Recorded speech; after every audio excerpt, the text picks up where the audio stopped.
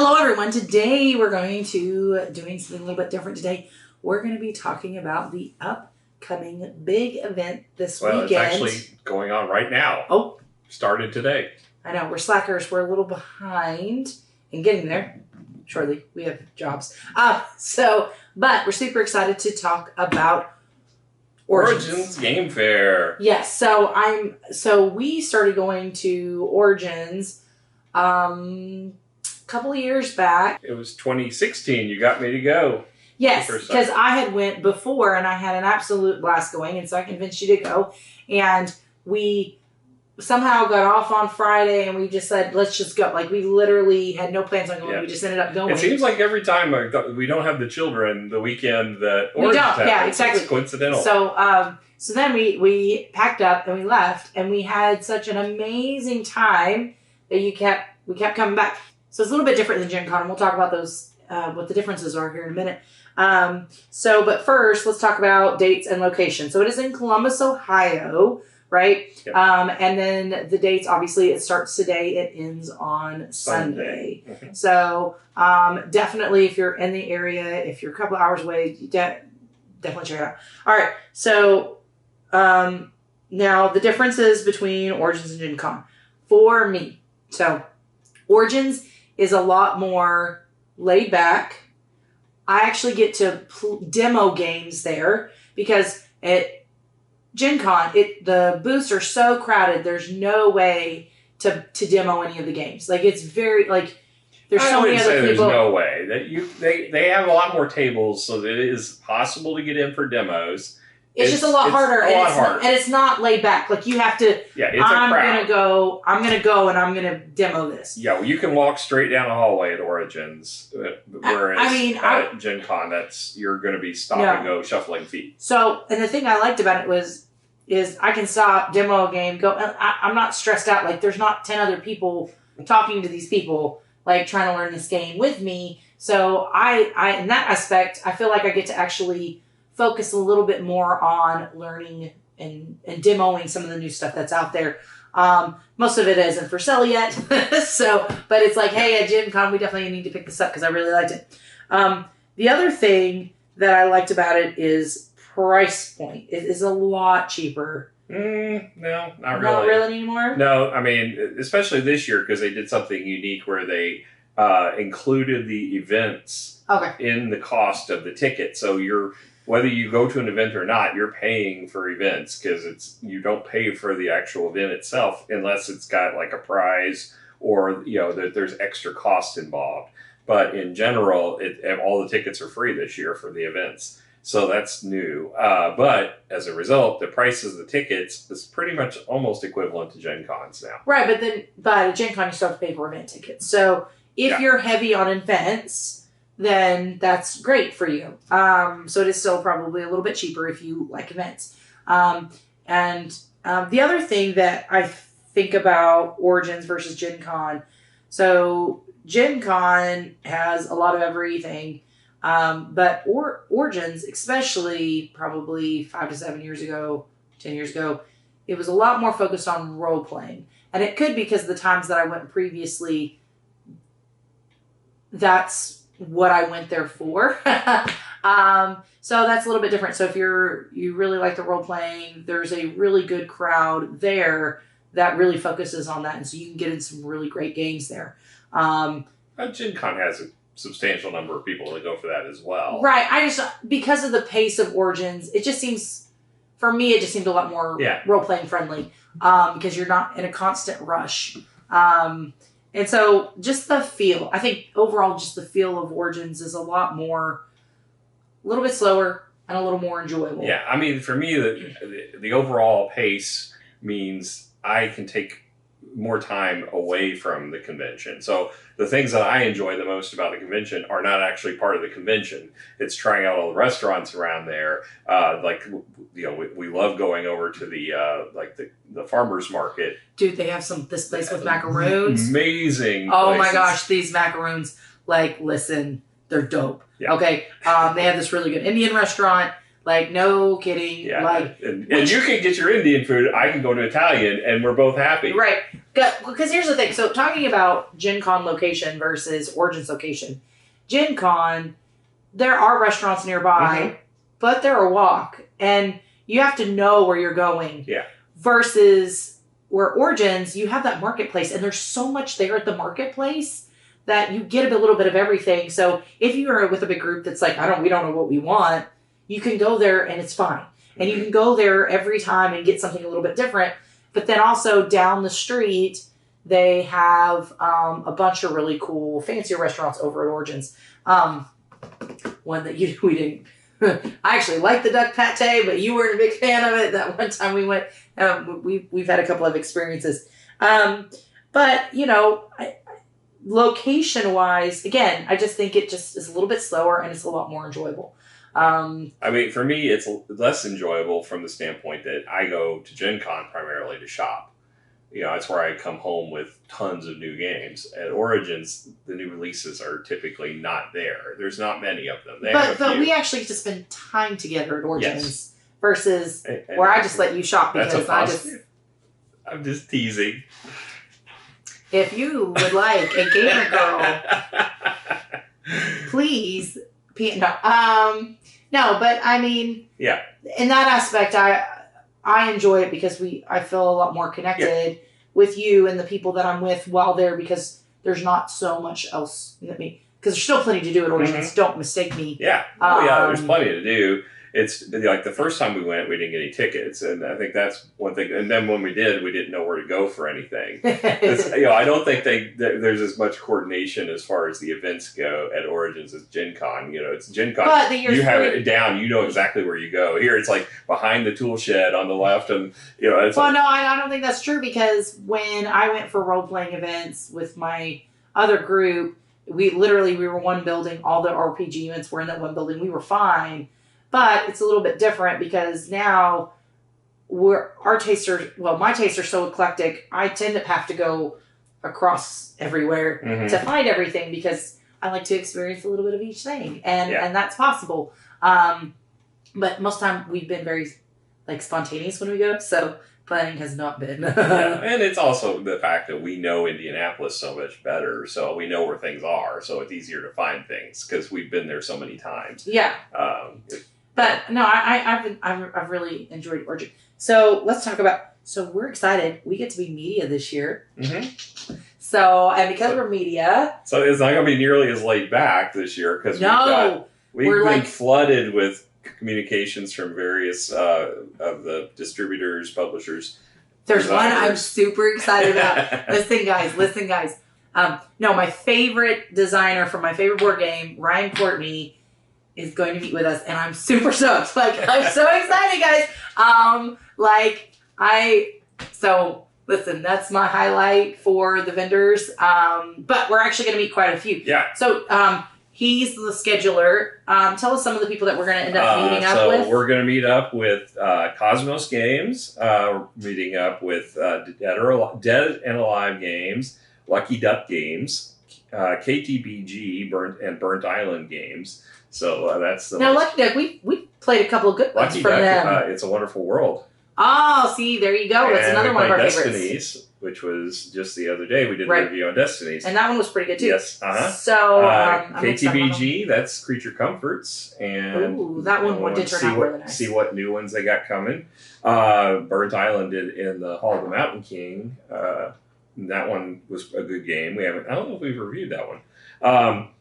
Third World Studios. We're going to meet with Adam's Apple Games. Gray Forest Games, which is the people we had on our channel for 44 BCE. Yeah, they're super excited about them. Paverson Games, they're the ones that are releasing Distilled, which is one you've got a ticket to play at Gen Con. Yes, because we backed it, and I want to learn how to play it before we get it in. So so we actually get to meet up with them. Yeah. Maybe I can demo it before Gen Con.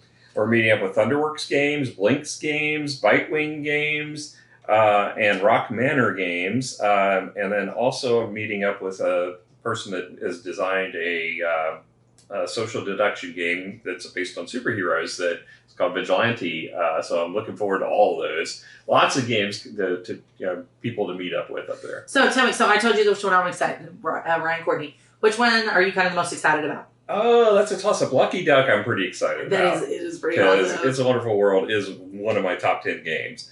But Ryan Courtney, of course, I'm also excited about. I'm excited about, well, really a lot of these. I mean, the fact is that the fact that we're getting to meet with all these different vendors, and that means we'll get to have some inside knowledge of what's coming. I'm excited to know what games are coming down the pipeline. Well, and it helps us pick and kind of sort which ones to back or purchase or whatever, because, this market is now fairly large, right? You don't have like 5 on the shelf, right? There's tons of options, and so it's really good to be able to see, so we can kind of focus kind of what games we want to pick out and being able to play and review.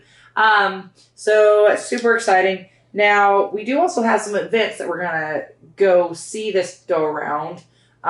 What do those look like? 'Cause you told me and then I forgot. Well, one I've been trying to get to for like 3 or 4 years. The game is still not out. It's been that long, but it's been at Gen Con and Origins, and I keep missing the opportunity to play. I once again have a ticket to go. And that's Blood on the Clock Tower, because I love social deduction games. I'm the only one in this household that likes them, so I don't get to play them that often. But this one, I've been super excited to try, and every time I say I'm going to go to it, I never manage to get there. But since the ticket was free, because it was included in the cost of the tickets, I'm going to try to get there this time. No, you really should get there. You should. But it's at 10 o'clock on our first night there, so we'll see. So what is that, on Thursday or no, Friday? It's our first. We're arriving Thursday night. I'm not going to go like straight over. Well, that's what I was like. I was like, man, no, Friday. That's awful risky. No, Friday night. And then we've got a demo of Lunar Rush with Dead Alive Games. We've got Mission Control Critical Orbit demo with Third World Studios. We're going to play the Four Humors. That's Adam's Apple Games one. We're going to play, you're going to play Great Western Trail. I know that you are. Listen, I just want to play one of my favorites, because, so here's the thing, because we review so much of our different stuff here at the house, I kind of want to play games I already know, or games that I really, really like and we don't get to play. So whenever at so super excited about that. Oh, I missed a few. We're also meeting with Hatchet Games and Wise Wizard Games and Weird Giraffe Games. I don't know how we'll breeze past those. Yeah, so we got lots of people. I'm super excited. Most of our times we'll be spent meeting with people. So, we got very few events, actually, but we're going to my introvertedness left. By the end of this is probably going to be super little. You won't talk to me for 3 days after we get back, probably. Probably not, no, especially because I still have work and possibly an audit. Okay, so, all right, so we talked about some of the events. Now, you typically have your list of games to check out. You still have that list. Two pages, page and a quarter of a page. Okay, we can't go through the whole list, but give me your top 5 that are on your list. Well, I'm having to pare it down because, first of all, a couple of the games I had on here that were must-haves actually released this week. So, scratch those out. But then I had one to check out on my list. Turns out I actually backed it when it was a Kickstarter. Didn't remember doing it. So it's arriving. So just got the shipping notifications is a good thing, because if I had actually bought it up there, if they had it, I would have been really felt stupid when I got back. So the ones that I've got on here that I'm most interested, DV Gielchi, or I'm probably mispronouncing that. They have a Deckscape, which they've had a lot of games in the Deckscape series, but this one is an Alice in Wonderland one. So that one's got me stoked.